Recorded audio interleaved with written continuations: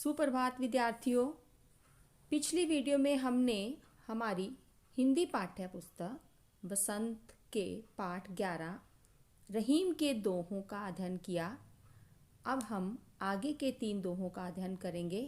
इस वीडियो में दोहा नंबर 3, 4 और 5 का सरलार्थ और भावार्थ बताया गया है, जो इस प्रकार से है। दोहा नंबर 3 पढ़ने से पहले हम इस दोहे में आए शब्दों के अर्थों का उच्चारण करेंगे। तो पहले नंबर पे शब्द है तरुवर। तरुवर का अर्थ है वृक्ष। नंबर 2 आता है सरवर। सरवर का अर्थ है तालाब। नंबर 3 पान। पान का अर्थ पानी। नंबर 4 परकाज। परकाज का अर्थ होता है परोपकार। नंबर 5 सचही। सचही का मतलब है एकत्र करना। तो अब पहले हम इस दोहे का प्रसंग पढ़ेंगे, फिर उसका भावार्थ पढ़ेंगे। तो प्रसंग इस प्रकार से है। प्रस्तुत दोहा हमारी हिंदी पाठ्य पुस्तक बसंत के पाठ रहीम के दोहे से लिया गया है। इस दोहे के माध्यम से कवि परोपकार के महत्व का वर्णन करते हुए कहते हैं। भावार्थ है, कवि रहीम जी कहते हैं कि जिस प्रकार पेड़, तरुवर मतलब पेड़, अपने फल स्वयं नहीं खाता और नदियाँ, सरवर का अर्थ होता है नदियाँ, नदियाँ अपना जल स्वयं नहीं पीती, ये दोनों ही दूसरों के उपकार के लिए कार्य करते हैं, अर्थात दूसरों की भलाई का कार्य करते हैं। अर्थात पेड़ जो है वो दूसरों के लिए फल फूल आदि देता है, बदले में कुछ नहीं लेता। ठीक उसी प्रकार से नदियाँ जो है वह दूसरों के लिए पानी का प्रबंध करती हैं और बदले में हमसे कुछ भी नहीं लेती। अर्थात दोनों ही क्या हैं? परमार्थी हैं, परोपकारी हैं।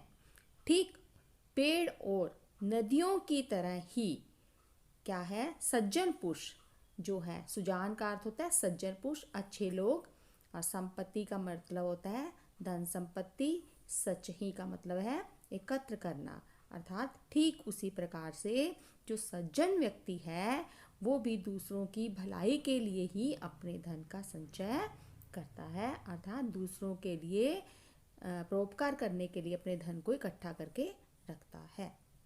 अगला दोहा नंबर 4 क्या है? थोथे बादर कवार के ज्यों रहीम गहरात, धनी पुरुष निर्धन भये करे पाछली बात। तो इस दोहे में आए हुए शब्दों के अर्थ इस प्रकार हैं। नंबर 1 है थोथे। थोथे का अर्थ होता है पानी रहित। नंबर 2 बादर। बादल का अर्थ है बादल।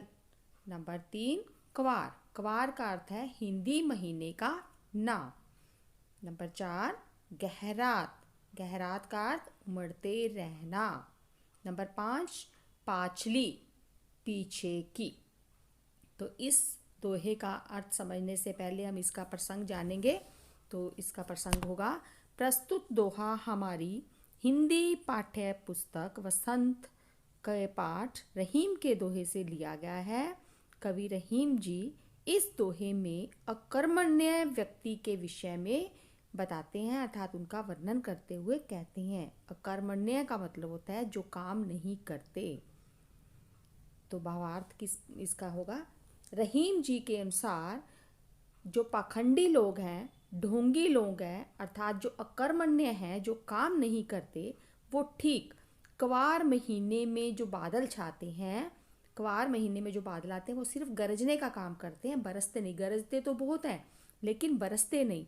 ठीक उसी प्रकार से रहीम जी ने जो पाखंडी, अकर्मण्य व्यक्ति और ढोंगी व्यक्ति हैं उनकी तुलना इस क्वार में छाए हुए बादलों से करते हुए कहा है कि ये सिर्फ क्वार में गरजने वाले बादलों की तरह ही गरजते हैं, अर्थात काम नहीं करते, सिर्फ बातें ही करते हैं।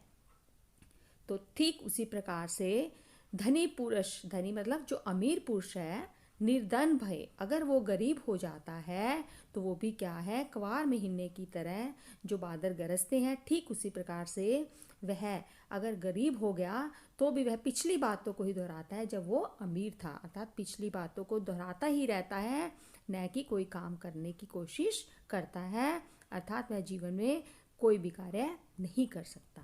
तो इस दोहे में कवि ने उन धनी पुरुषों के बारे में बताया है जो कभी निर्धन हो गए हैं और वो ठीक क्वार महीने में गरजने वाले बादलों की तरह ही अपनी पिछली बातों को दोहराते रहते हैं।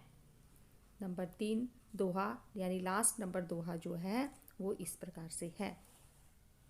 दोहा नंबर 5, धरती की सी रीत है, सीत धाम ओ मेहे, जैसी परे सो सही रहे, त्यों रहीम यह देह।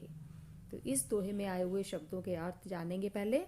दोहा नंबर 5 के जो शब्दों के अर्थ हैं वो इस प्रकार से है। नंबर 1 रीत, रीत का अर्थ होता है रिवाज।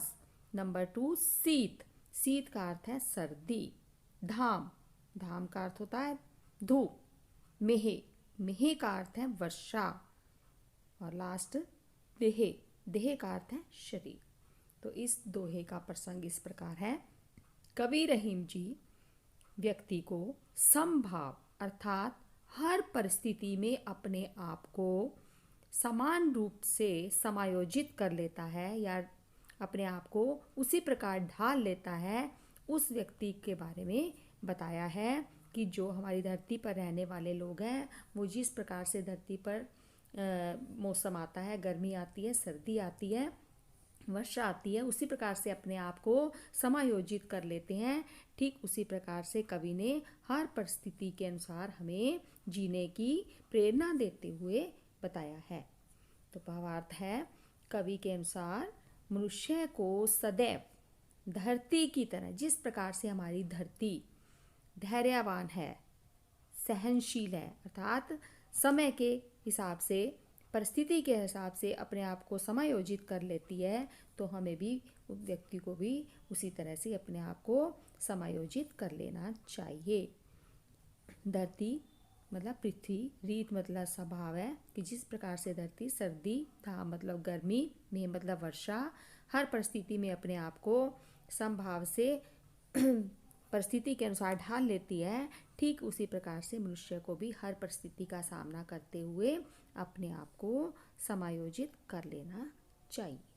तो इस दोहों को आपने दोबारा से इस वीडियो को देखकर समझना है और इसके बाद हम इसके प्रश्नोत्तर करेंगे। धन्यवाद।